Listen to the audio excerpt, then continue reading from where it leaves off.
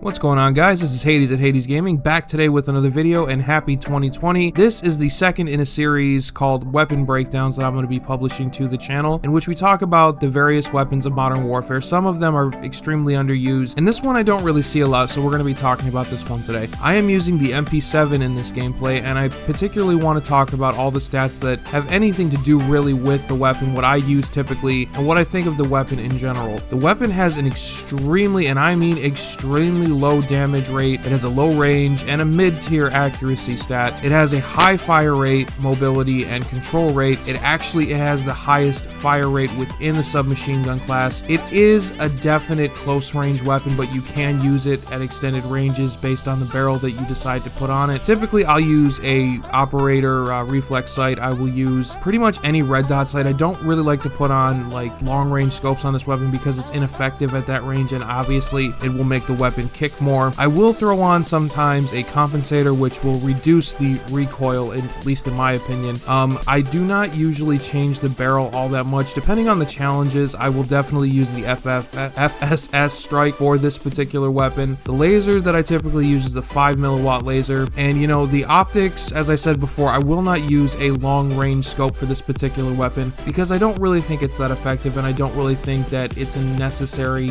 to be used unless you're going for challenges such as the long range challenge or the mounted challenge. And you know, this weapon overall is a lot of fun to use. As you can see in this gameplay, I'm actually doing pretty well with it. I actually score a 1.43 KD on this game mode, and it typically can be very useful, as I said, but I think that a lot of the stats in this game are dramatically off. Like on paper they look like that, but if you actually play with the weapons, it all depends on your skill level, sure, but I don't necessarily think that all the stats are right in this game, much like all other Call of Duties. It just depends on the player. So this gun in most ranges is really good. I think that for best use, you definitely want to use it on a close range map such as Shipment or Shoot House, or sometimes Crash, as you can see. If you want to hold down a particular area like that, building near the A flag in Domination on Crash, you can particularly hold that down pretty well. I mean, in this gameplay, you will actually see me holding down an area pretty well, using that more towards the end of the game, but we do win this match. And you know, I think that submachine guns are definitely overpowered in this game. I think that this is a dominant